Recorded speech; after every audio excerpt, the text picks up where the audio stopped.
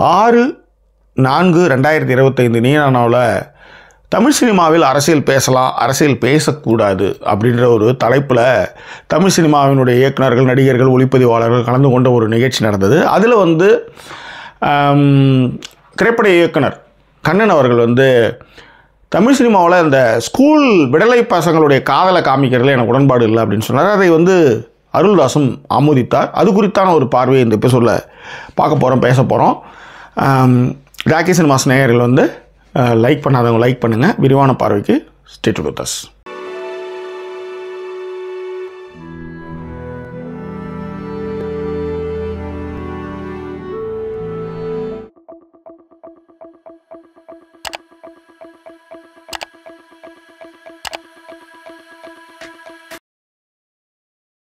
நீனாவில் ஒரு டாபிக், அரசியல் பேசலாமா வேண்டாமா சினிமாவில் அப்படின்னு ஒரு டாபிக். அந்த டாப்பிக்கில் இரு தரப்பும் பேசிக்கிட்டாங்க. அதை பற்றி நம்ம பேசலை. அதில் ஒரு பையன் சொன்னால், இங்கே தமிழ் சினிமாவில் அடலசன்ஸ் காட்சிகள்னு இருக்குல்ல, இந்த விஷயங்களை கையாளுவதற்கு நமக்கு தெரியல.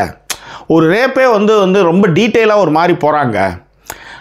அது இன்னும் விடலை பசங்களை இன்னும் தூண்டுற மாதிரி இருக்குது, போருக்கு அப்படின்ற மாதிரி சொல்லும்போது ஆப்போசிட்டில் இருக்கிறவங்க அதை சில பேர் அக்செப்ட் பண்ணிக்கிட்டாங்க.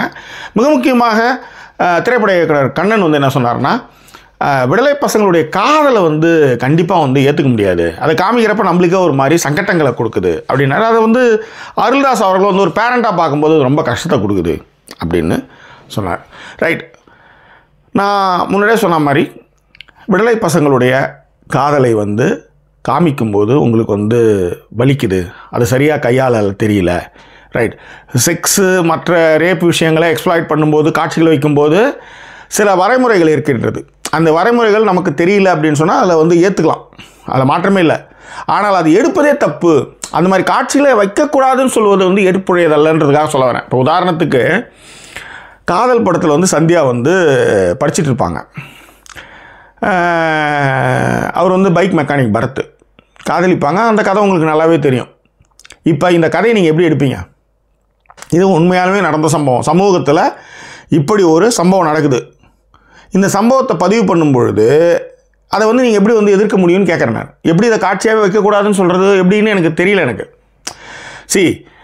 ஒரு காட்சியை உங்களுக்கு பண்ண தெரியலன்னு சொல்லுங்கள், அதனுடைய எக்ஸ்ட்ரீம்ஸில் போய் கொஞ்சம் விஷயங்கள் போகுதுன்றதை நீங்கள் சொல்லுங்கள். அதில் ஏற்புடையது இருக்குது, இல்லை அது வேறு விஷயம். காரணம் ஏன் சொல்கிறேன் அப்படின்னா, இப்போ உதாரணத்துக்கு இவர் இருக்கார்ல குரு சோமசுந்தரம், அவர் கூத்துப்பாட்டில் நடிச்சிருக்கும் போது ஒரு இத்தாலியிலேருந்து ஒரு லேடி வந்திருக்காங்க. அவங்க நடித்த காட்சிகள்லாம் காமிச்சிருக்காங்க.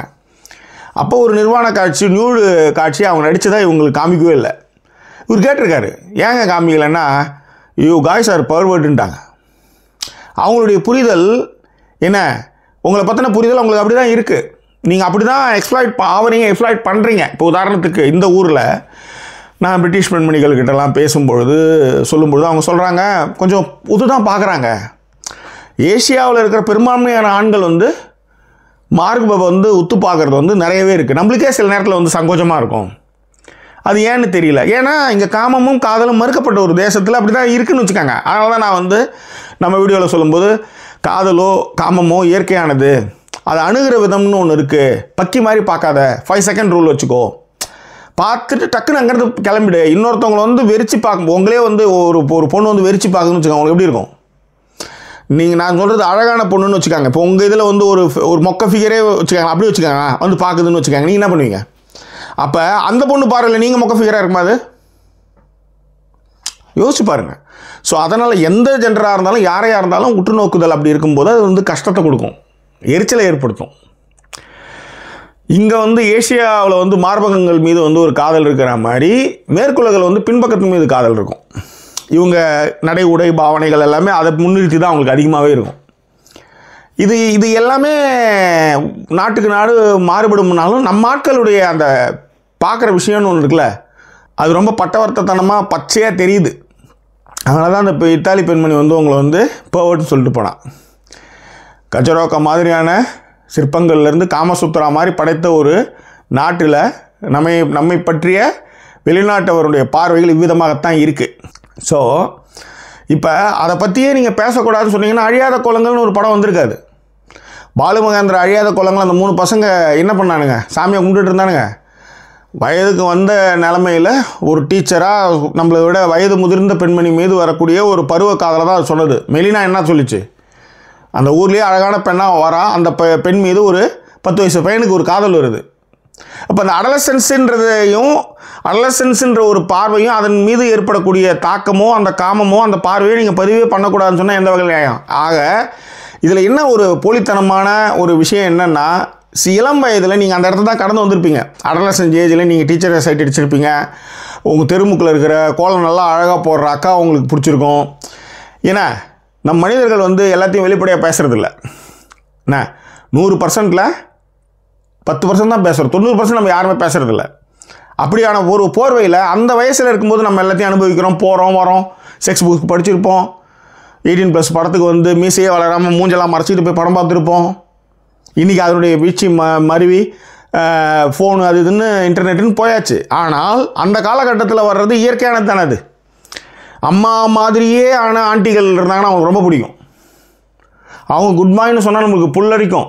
நான் சொல்கிறது நீங்கள் சொல்கிற மாதிரி அப்படியே படுத்து புரண்டு அப்படி இல்லை.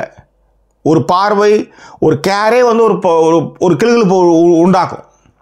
வாழைப்படத்தில் டீச்சர் மீது ஒரு பையனுக்கு வர்ற காதல் அப்படித்தான் அது. ஓகேவா? ஸோ இந்த மாதிரி நிறைய விஷயங்களை பதிவு பண்ணும்பொழுது நீங்கள் பதறீங்க, அது செய்யவே கூடாது. ஆனால் நீங்கள் அந்த ஏஜில் நீங்கள் இதை கடந்து வந்திருப்பீங்க. அப்போ அந்த ஏஜில் நீங்கள் கடக்கும்போது அது ஒழுங்காக இருக்குது. நீங்கள் அப்பாவாக மாறும்போது ஏன் நீங்கள் போலித்தனத்துங்களுக்கு உட்படுறீங்க?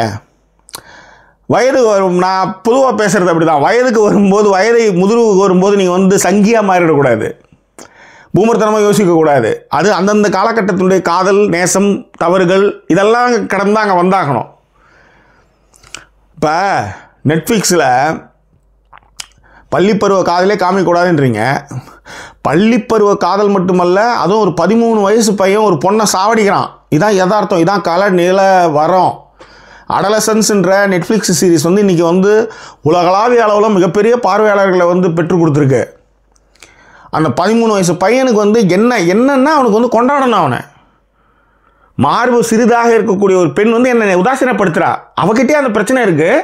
அவள் போய் என்ன உதாசீனப்படுத்துகிறா, என்ன அசிங்கப்படுத்துகிறா, என்ன புள்ளி பண்ணுறா. What nonsense is?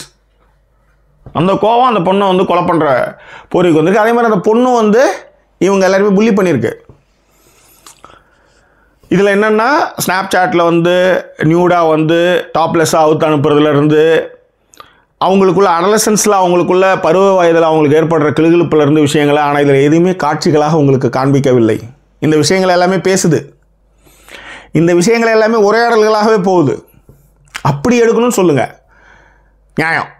ஆனால் காட்சிப்படுத்துறதுல எல்லாம் மீறி போகிறீங்கன்னு சொல்கிறீங்களா, அதில் கூட நியாயம் இருக்குது. ஆனால் அது தொடக்கூடாது. எங்களுக்கு அது அதை பற்றி இப்போ எப்படி ஜாதிக்கு பேசுகிறது எங்களுக்கு பிடிக்கவே இல்லைன்றீங்களா, அதுக்கு நிகரானது தான் அது. என் பொண்ணு சொல்லுது, my body is my right. அது எப்படி அபார்ஷன் தப்புன்னு சொல்ல முடியும்னு ஒரு 14 வயசு பெண் பேசுது.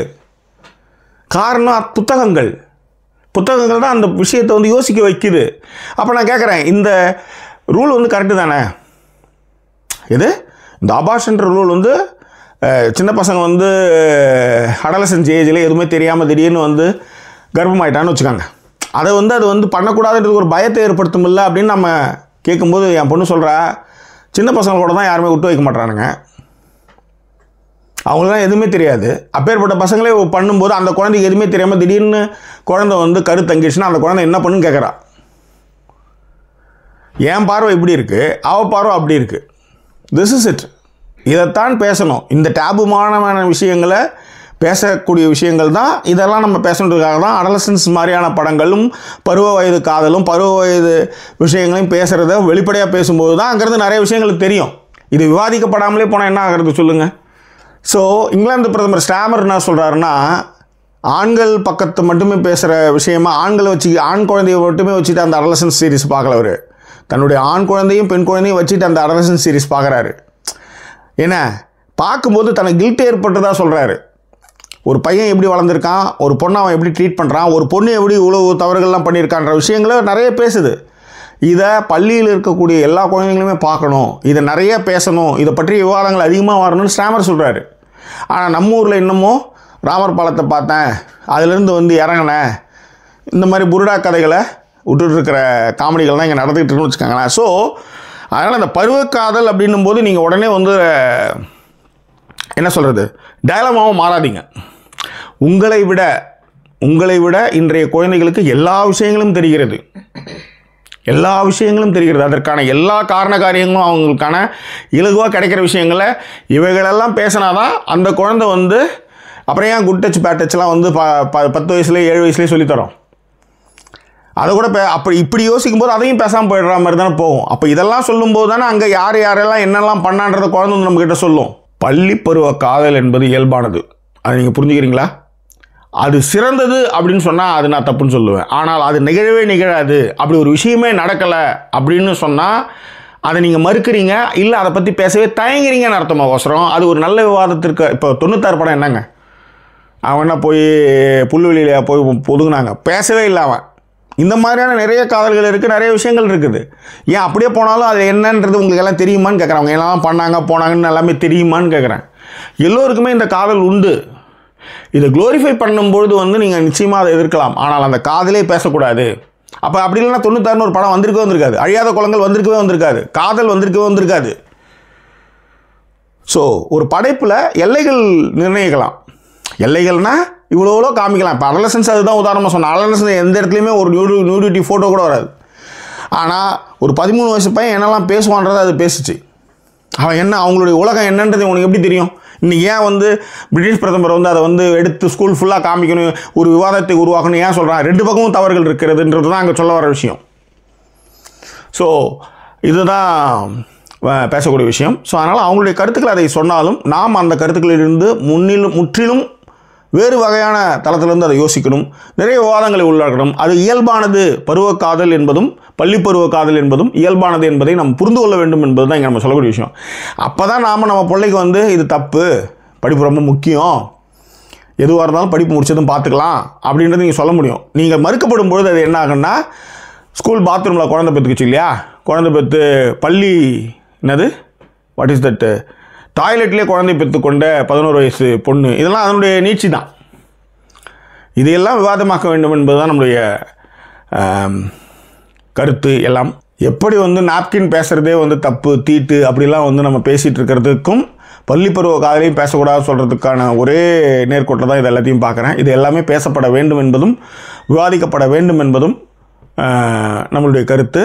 இது குறித்தான உங்கள் கருத்துக்களை பின்னங்களை தெரியப்படுத்துங்க. இன்னும் வேறொரு எபிசோடு உங்களை நான் சந்திக்கிறேன். அதுவரை நன்றி கூறிய உங்கள் ஜாக்கி சேகர். நன்றி, வணக்கம்.